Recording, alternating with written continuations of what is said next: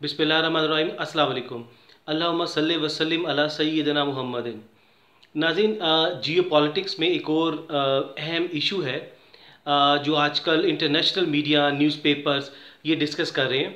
ख़ासकर India today, Hindustan times और इसके अलावा यूके के न्यूज़पेपर्स। वो ये है कि यूके ने यानी कि यूनाइटेड किंगडम ने एक लिस्ट जारी की है जिसका नाम है कि 21 कंट्रीज़ को यूके ने हाई रिस्क कंट्रीज़ की लिस्ट में डाला है। यानी कि ये कंट्रीज़ टेरर फाइनेंसिंग में इन्वॉल्व हैं। उसमें नॉर्थ कोरिया, ईरान, ये कंट्रीज़ तो शामिल हैं, लेकिन इसके साथ साथ उन्होंने यूके ने पाकिस्तान का नाम भी शामिल किया है। बेसिकली समझ लीजिए कि ये लिस्ट जो FATF की लिस्ट है, ग्रे और ब्लैक लिस्ट, यानी कि अभी पाकिस्तान FATF की ग्रे लिस्ट में है। और चूँकि पाकिस्तान अल्हम्दुलिल्लाह 27 पॉइंट्स इसको दिए गए थे टारगेट कि आपने ये कंप्लीट करने, तो पाकिस्तान के सिर्फ 3 पॉइंट्स रह गए हैं जिसको कंप्लीट करना है, और इंशाल्लाह वो कंप्लीट करके पाकिस्तान ग्रे लिस्ट से भी निकल जाएगा। अब ये है कि जो FATF की ब्लैक लिस्ट है, जिसमें जिन कंट्रीज़ को शामिल किया गया उनमें नॉर्थ कोरिया और ईरान भी हैं।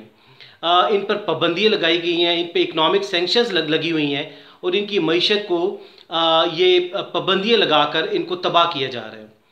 तो यूके ने क्या किया है कि ग्रे और ब्लैक लिस्ट दोनों को मर्ज करके एक ही लिस्ट बना दी है, और उसमें नॉर्थ कोरिया, ईरान के अलावा पाकिस्तान को भी शामिल कर लिया है। बेसिकली जो बोरिस जॉनसन है, जो प्राइम मिनिस्टर हैं यूके के, ये कंजर्वेटिव पार्टी से ताल्लुक़ रखते हैं। ये जब भी इक़्तिदार में आई है, इनके पाकिस्तान के साथ अच्छे ताल्लुक़ नहीं रहे। दूसरी जो पार्टी है यूके में, वो है लिबर पार्टी।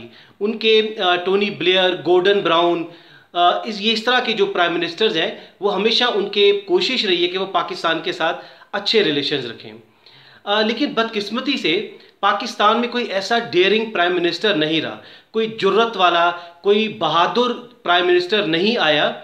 नवाज शरीफ और जरदारी, ये लोग तो सिर्फ और सिर्फ अपनी दौलत और अपने पैसा बनाने में ये लगे रहे। इनको कोई गर्ज नहीं था कि पाकिस्तान की फॉरेन पॉलिसी क्या है। आप इन नवाज और जरदारी की फॉरेन पॉलिसी का अंदाज़ा लगाइए कि इनको कुछ कंसर्न नहीं था, इनका कोई इंटरेस्ट नहीं था पाकिस्तान में। नवाज शरीफ जब अमेरिका जाता था, ओबामा से जो एक बहुत वीडियो वायरल हुई है कि वो टांगों के दरमियान पर्चियाँ रख के तो वो सवाल के जवाब दे रहे हैं। इसके अलावा जब यूनाइटेड नेशंस की जनरल असम्बली में जब इजलास होता है, तो उसमें अपने नवासियों को, अपनी पोतियों को, पता नहीं किस किस को वो सैर करवाने के लिए वो ले जाता था। उसको कोई गर्ज नहीं कि इतना बड़ा प्लेटफॉर्म है, इधर आके मैं नमूसे रिसालत की बात करूं, इधर मैं जो इस्लाम फोबिया है उसके बारे में जो लोगों को शिकायत है, पूरी दुनिया को एक गलत फहमी है, उसको मैं दूर कर सकूं। लेकिन उनका इंटरेस्ट नहीं था। तो आप अंदाज़ा लगाइए नवाज और जरदारी को और हमारी पिछली हुकूमतों को पाकिस्तान की फॉरेन पॉलिसी से कोई उनका ताल्लुक नहीं था, कि पाकिस्तान के खिलाफ इंडिया इतने बड़े लेवल पर प्रोपेगेंडा करता रहा, पाकिस्तान के खिलाफ वेबसाइट्स बनाता रहा, 750 मीडिया आउटलेट्स उससे बनाए, पाकिस्तान और कश्मीर के खिलाफ पूरी दुनिया को गुमराह करता रहा। लेकिन हमारे हुक्मरान नवाज और जरदारी ये सोए रहे कि इनका कोई इंटरेस्ट नहीं था पाकिस्तान में, और इन्होंने इंटरनेशनल लेवल पर कभी भी पाकिस्तान को डिफेंड नहीं किया। आप अंदाज़ा लगाइए कि अभी बोरिस जॉनसन ने यानी कि यूके ने एक रेड लिस्ट भी जारी की थी। उस लिस्ट में पाकिस्तान को भी शामिल किया कि पाकिस्तान में लोग यूके आ रहे हैं और यूके से पाकिस्तान वापस आ रहे हैं, तो वो कोरोना वायरस उसकी वजह से फैल रहा है। तो उन्होंने पाकिस्तान के लोगों को बैन कर दिया कि वो इंग्लैंड या यूके मत आए। आप अंदाज़ा लगाइए, हालांकि पाकिस्तान में जो केसेस हैं वो बहुत कम हैं, वो हज़ारों की तादाद में है सिर्फ। हालांकि भारत में और फ्रांस में लाखों की तादाद में डेली 2-2 लाख केस रिपोर्ट हो रहे हैं। तो यूके ने ये ऐसी डिस्क्रिमिनेशन का मुजाहरा किया, कि ऐसी हट धर्मी का मुजाहरा किया कि भारत और फ्रांस को उस लिस्ट में शामिल नहीं किया, और पाकिस्तान को, जिसमें हालांकि हज़ारों की तादाद में, चंद हज़ार की तादाद में केसेस हैं, और पाकिस्तान के इस स्मार्ट मॉडल को पूरी दुनिया अपना रही है। देखिए, सवाल ही पैदा होता है कि यूके ने पहले पाकिस्तान को रेड लिस्ट में क्यों शामिल किया, उसके बाद ये 21 कंट्रीज़ की एक हाई रिस्क कंट्रीज़ की लिस्ट बनाई जो कि टेरर फाइनेंसिंग में इन्वॉल्व हैं, जो कि कॉपी पेस्ट किया, जो कि ग्रे और ब्लैक लिस्ट थी FATF की। उसमें ज़ाहिर है पाकिस्तान का भी नाम था। असल मकसद पाकिस्तान को टारगेट करना था। तो उसकी वजह यह है कि बोरिस जॉनसन अप्रैल के एंड पर भारत का चक्कर लगा रहे हैं, भारत में विजिट कर रहे हैं। उधर जाके इन्होंने फ्री ट्रेड एग्रीमेंट साइन करने हैं और भारत के साथ डिफेंस डील करनी है। यानी कि भारत बड़े लेवल पर यूके से असला, जहाज और दूसरे वेपन्स खरीदेगा। तो यूके ने भारत को खुश करने के लिए अपनी ये फॉरेन पॉलिसी का शिफ्ट, जो फॉरेन पॉलिसी है उसको शिफ्ट किया है, उसको चेंज किया है कि पाकिस्तान को टारगेट किया, पाकिस्तान को टेरर फाइनेंसिंग की लिस्ट में डाला, सिर्फ और सिर्फ भारत को खुश करने के लिए और पूरी दुनिया में पाकिस्तान को बदनाम करने के लिए। बेसिकली यूके या आप समझ लीजिए मेन इंग्लैंड पाकिस्तान के खिलाफ हमेशा, इवन मुसलमानों के खिलाफ ये मुल्क इक़दाम करता रहे। आपको पहली मिसाल देते हैं सलमान रुश्दी की। सलमान रुश्दी शातिम रसूल है, उसने नबी पाक वसल्लम की शान में गुस्ताखी की, उसने दी सैटानिक वर्सेस एक नाउज़बिल्ला एक किताब लिखी और वो भाग कर बरतानिया में चला गया। बरतानिया ने उसको पनाह दी क्योंकि उस पर फतवे जारी हो चुके थे। क्या हुआ, तो उसके बाद बरतानिया की मलका एलिज़ाबेथ ने उस शातिम रसूल को, सलमान रुश्दी को अवार्ड दिया कि वो क्योंकि वो राइटर है, उसको उसकी सर्विसेज को सराहने के लिए कि जो उसने सर्विसेज दी हैं, उसने किताबें लिखी हैं, उसने बहुत अच्छा काम किया है, तो उसको अवार्ड दिया। हालांकि उनको, इंग्लैंड को, मलका एलिज़ाबेथ को ये चाहिए था कि मुसलमानों के जज्बात का वो ख्याल रखती और उसको, सलमान रुश्दी को कड़ी से कड़ी सज़ा देती, लेकिन उन्होंने नहीं दी। इससे ये जाहिर होता है कि वो हमेशा मुसलमानों के खिलाफ काम करते हैं और ख़ासकर पाकिस्तान को टारगेट करते हैं। दूसरी मिसाल आपको अल्ताफ़ हुसैन की देते हैं। पाकिस्तान ने उसको दहशतगर्द डिक्लेयर किया है।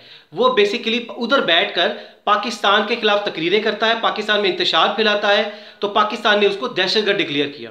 लेकिन आप अंदाज़ा लगाइए कि बरतानिया की हुकूमत को ये चाहिए उसको पकड़कर पाकिस्तान के हवाले करते या उसको सज़ा देते, लेकिन बरतानिया ने उसको प्रोटोकॉल दिया, उसको प्रोटेक्ट किया। बरतानिया, यूके का ये हाल है कि वो हमेशा, उनको जब भी मौका मिला है वो पाकिस्तान के खिलाफ, मुसलमानों के खिलाफ वो हमेशा उनको टारगेट करते रहे हैं। उनको कभी भी कोई कहीं से, जिस तरह ये भारत उनको एक डील दे रहा है, मॉनेटरी डील कर रहा है उनके साथ, पैसे की डील कर रहा है, क्योंकि बरतानिया ब्रेग्जिट से जब निकला है, अभी हालिया वो ब्रेग्जिट से उन्होंने एग्जिट किया है, तो बरतानिया की जो मईशत है वो बहुत नीचे जा रही है।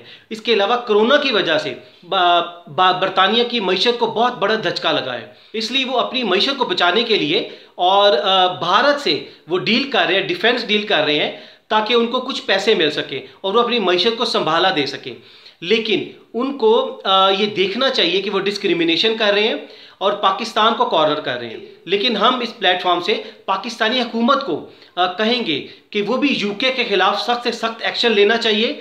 यूके की गवर्नमेंट को बताना चाहिए कि आप ये जो इकदाम कर रहे हैं, भारत चूंकि खुद एक दहशतगर्द मुल्क है, भारत का प्राइम मिनिस्टर एक डिक्लेयर्ड दहशतगर्द है, अमेरिका ने उसके और दूसरे यूरोप के मालिक ने उस पर पाबंदी लगाई है। इसके अलावा आरएसएस जो उनकी पार्टी है भारत की, वो मुसलमानों का कत्लेआम करती है, ट्रेनें जलाती है, इसके अलावा दंगा फसाद करती है। बरतानिया को चाहिए कि वो पाकिस्तान के साथ रिलेशंस को नॉर्मल करे और अपने तल्लुकात को बेहतर करे, क्योंकि आने वाला दौर सी पैक और ओबोर ये पाकिस्तान और चाइना के प्रोजेक्ट हैं।